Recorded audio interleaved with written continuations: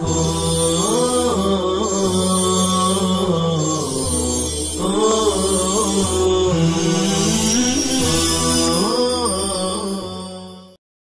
اللہ الرحمن الرحیم نحمده ونصلی علی رسوله الکریم اما بعد فاعوذ باللہ من الشیطان الرجیم بسم اللہ الرحمن الرحیم الذی خلق الموت والحیاة لیبلوکم ایکم احسن عملا صدق اللہ العظیم۔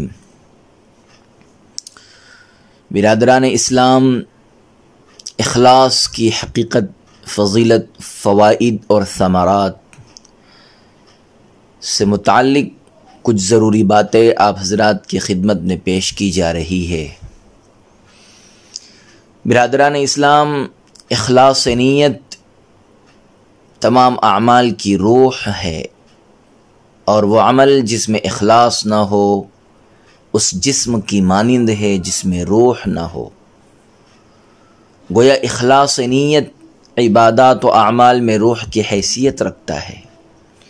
ہر انسان کا بنیادی مطمح نظر یہی ہونا چاہیے کہ وہ اللہ تعالیٰ کی عبادت کر کے اس کی رضا کو حاصل کرے اور جنت کا دخول اسے نصیب ہو۔ اس مقصد کے لیے اخلاص کا ہونا ضروری ہے۔ اللہ تعالیٰ کے یہاں اعمال کا حسن معتبر ہے، نہ کہ محض اعمال کی کثرت۔ کوالٹی مقصود ہے، کوانٹیٹی نہیں، جیسا کہ ارشاد باری تعالیٰ ہے لیبلوکم ایکم احسن عملا، سورہ ملک۔ اس آیت کریمہ میں اللہ تعالیٰ نے اعمال کے حسن کو جانچنے کا تذکرہ کیا ہے، اعمال کی کثرت کا تذکرہ نہیں ہے۔ چنانچہ اعمال کی قبولیت اور اس پر اجر و ثواب کے حصول کے لیے اس میں روحانیت و اخلاص اور کیفیت کا اعتبار ہے، نہ کہ محض تعداد یا قلت و کثرت کا۔ حضرات مفسرین نے آیت کریمہ کے اس لفظ احسن عملا کا یہی مطلب بیان کیا ہے کہ اس سے وہ عمل مراد ہے جو اخلاص پر مبنی ہو، جس میں حسن نیت ہو، جذبات کی سچائی ہو، خلوص للہیت ہو اور شریعت کے مطابق ہو۔ اس آیت کے پیش نظر علماء محققین نے اعمال صالحہ کی قبولیت کے لیے دو شرطیں ذکر کی ہیں۔ نمبر 1، اخلاص، یعنی وہ عمل صرف اور صرف اللہ سبحانہ و تعالیٰ کی رضا کے حصول کے لیے کیا جائے۔ نمبر 2، اتباع سنت، یعنی وہ عمل قرآن و سنت کی تعلیمات کے موافق ہو، بدعت یا کسی اور طرح سے خلاف شرع نہ ہو۔ اخلاص کی حقیقت یہ ہے کہ بندہ اپنے عمل سے محض اللہ وحدہ لا شریک لہ کی قربت کا طالب ہو۔ اہل علم نے اخلاص کی کئی تعریفیں ذکر کی ہیں جو ایک دوسرے سے قریب ہیں۔ نمبر 1، ایک تعریف یہ کی گئی ہے کہ اللہ سبحانہ و تعالیٰ کو اطاعت میں تنہا، اکیلا مقصود جاننا اخلاص کہلاتا ہے۔ نمبر 2، ایک تعریف یہ کی گئی ہے کہ اخلاص یہ ہے کہ بندے کے اعمال ظاہر و باطن، ظاہر و باطن ہر دو صورت میں، بندے کے اعمال ظاہر و باطن ہر دو صورت میں برابر ہوں۔ اور ریاکاری یہ ہے کہ بندے کا ظاہر اس کے باطن سے بہتر اور اچھا ہو، اور سچا اخلاص یہ ہے کہ بندے کا باطن اس کے ظاہر سے زیادہ پختہ اور پائیدار بارونق ہو۔ ایک تیسری تعریف یہ کی گئی ہے کہ عمل کو ہر طرح کی آمیزش سے پاک و صاف رکھنا اخلاص کہلاتا ہے۔ علامہ ابن قیم الجوزی رحمہ اللہ تعالی یہی فرماتے ہیں۔ سابقہ تعریفوں سے واضح ہوا کہ اخلاص عمل کو اللہ سبحانہ و تعالی کی طرف پھیرنے اور اس سے قربت حاصل کرنے کا نام ہے، جس میں کوئی ریا و نمود، زائل ہونے والے ساز و سامان کی طلب اور بناوٹ نہ ہو، بلکہ بندہ صرف اللہ تعالی کے ثواب کی امید کرے، اس کے عذاب سے ڈرے اس کی رضامندی کا حریص اور طالب ہو۔ اسی لیے امام قاضی عیاض رحمہ اللہ تعالی فرماتے ہیں لوگوں کی وجہ سے عمل ترک کر دینا ریاکاری، لوگوں کی وجہ سے عمل ترک کر دینا ریاکاری اور لوگوں کی خاطر عمل کرنا شرک ہے، اور اخلاص یہ ہے کہ اللہ تعالیٰ تمہیں ان دونوں چیزوں سے عافیت میں رکھے۔ ابن قیم الجوزی رحمہ اللہ تعالی فرماتے ہیں مسلمانوں کی زندگی میں اخلاص یہ ہے کہ وہ اپنے قول و عمل، جملہ تصرفات اور ساری تعلیمات و توجیہات سے صرف اللہ کی ذات کا قصد کرے، جس کا نہ کوئی شریک ہے اور نہ کوئی اس کے سوا کوئی پالنہار ہے۔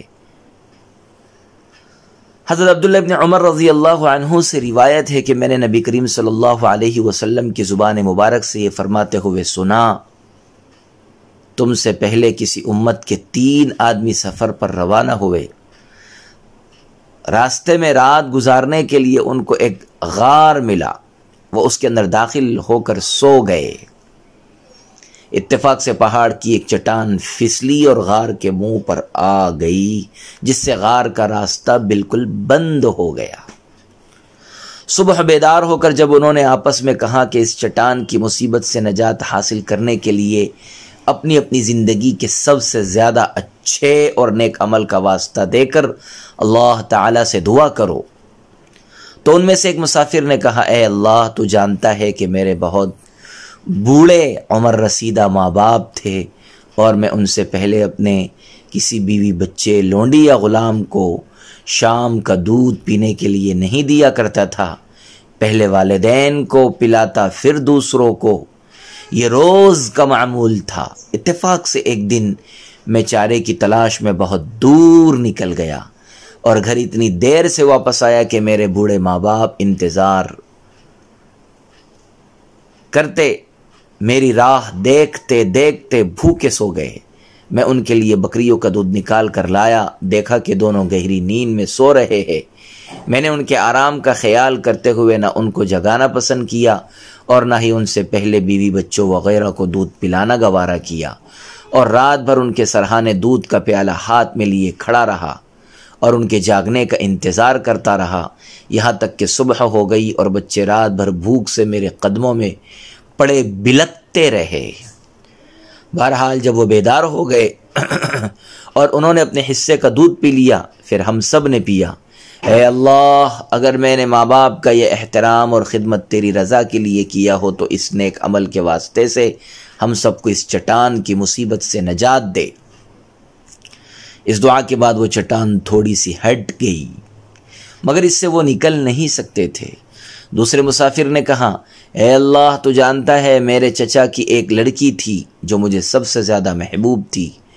دوسری روایت میں ہے کہ مجھے اس لڑکی سے اس سے بھی زیادہ شاید محبت تھی جتنی کسی مردوں کو ایک عورت سے ہوتی ہے۔ میں نے اس کو اپنی ہوس کا شکار بنانے کے لیے کافی ڈورے ڈالے، مگر اس نے صاف انکار کر دیا۔ اتفاق سے ایک موقع پر وہ خاندان کے ساتھ شدید ترین قحط میں مبتلا ہو گئی۔ فقر و فاقے سے مجبور ہو کر وہ میرے پاس مدد مانگنے آئی، تو میں نے اسے 100 دینار 120 دینار اس شرط پر دیے کہ وہ مجھے تنہائی میں اپنے نفس پر قدرت دے۔ مجبوراً وہ اس پر آمادہ ہو گئی۔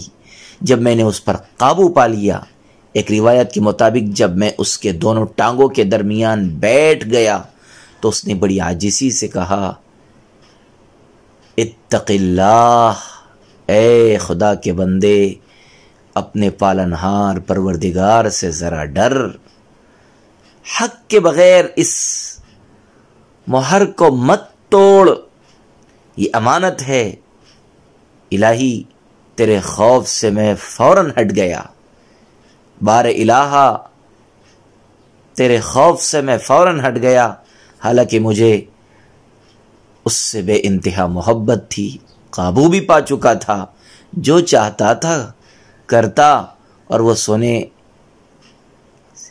سونے کے سکے جو میں نے اس کو دیے تھے اسی کے پاس چھوڑ دیا۔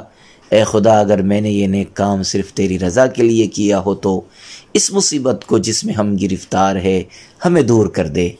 اس دعا کے بعد چٹان اور تھوڑی سی ہٹ گئی، مگر پھر بھی وہ غار سے نہیں نکل سکتے تھے۔ تیسرے مسافر نے کہا، اے اللہ تو جانتا ہے کہ میں نے ایک بار چند مزدوروں سے کام کرایا اور کام ختم ہونے کے بعد میں نے ان سب کی اجرت بھی دے دی۔ ایک مزدور نے کسی وجہ سے اجرت نہیں لی اور چلا گیا تو میں نے اس کی مزدوری کی رقم کو کاروبار میں لگا دیا، یہاں تک کہ وہ رقم بڑھتے بڑھتے بہت زیادہ مال بن گئی۔ تب وہ مزدور ایک دن آیا اور اس نے کہا، اے اللہ کے بندے میری اجرت مجھے دے دے۔ میں نے کہا، یہ اونٹ، گائیں، بکریاں، لونڈی، غلام سب تیری اجرت کی پیداوار ہے، آؤ اور شوق سے لے جاؤ۔ مزدور نے کہا، اے اللہ کے بندے میرے ساتھ دل لگی نہ کر، میرا مذاق نہ بنا۔ میں نے کہا، میں تمہارے ساتھ کچھ بھی مذاق نہیں کر رہا ہوں، یہ تمام چیزیں در حقیقت تمہاری اجرت کا نتیجہ ہے۔ اس نے وہ سب مویشی اور غلام لونڈی مجھ سے لے لیے اور سب کو ہانکتا ہوا لے گیا اور کچھ نہیں چھوڑا۔ اے اللہ اگر یہ نیک کام میں نے صرف تیرے لیے کیا ہے تو اس کے طفیل میں اس مصیبت کو دور کر دے جس میں ہم تمام گرفتار ہے۔ چنانچہ چٹان غار کے منہ سے بالکل ہٹ گئی اور تینوں باہر نکل آئے۔ یہ واقعہ بیان فرما کر نبی کریم صلی اللہ علیہ وسلم نے اپنی امت کو ایسے نیک اعمال اور بلند کردار کی ترغیب دی ہے جو اخلاص، حسن نیت، جذبات کی سچائی اور تقوی پر مبنی ہوں، یعنی رات کی تاریکی اور تنہائی میں بھی عمل اور کردار کا وہی نہج، وہی طریقہ رہے جو دن کے اجالے اور لوگوں کی عام نگاہوں میں ہوا کرتا ہے۔ کوئی بھی عبادت اور عمل انجام پاتے ہوئے بندے کا اللہ تعالیٰ سے راست تعلق ہونا چاہیے، صحیح اور سیدھا تعلق ہونا چاہیے جو غیر کی شرکت سے بالکل پاک اور منزہ ہو۔ جب کسی کام کا محرک محض نیک جذبہ اور اللہ کی رضا ہو تو سمجھ لینا چاہیے کہ اس کی بنیاد میں اخلاص کا پانی شامل ہے، جو بہت جلد ایک معمولی تحریک کو تناور درخت کی شکل میں تبدیل کر دیتا ہے۔ ہر انسان کو اپنے اعمال کا محاسبہ کرنا چاہیے کہ اخلاص کی کتنی قوت ان میں شامل ہے، کہیں ایسا نہ ہو کہ نام و نمود اور ریاکاری کی جڑیں آہستہ آہستہ ہماری زندگیوں میں مضبوط ہو جائیں اور ان کی نحوست نماز، روزہ اور دوسری عبادتوں کو بے جان اور کھوکھلی بنا دے۔ آمین۔ وما علینا الا البلاغ المبین۔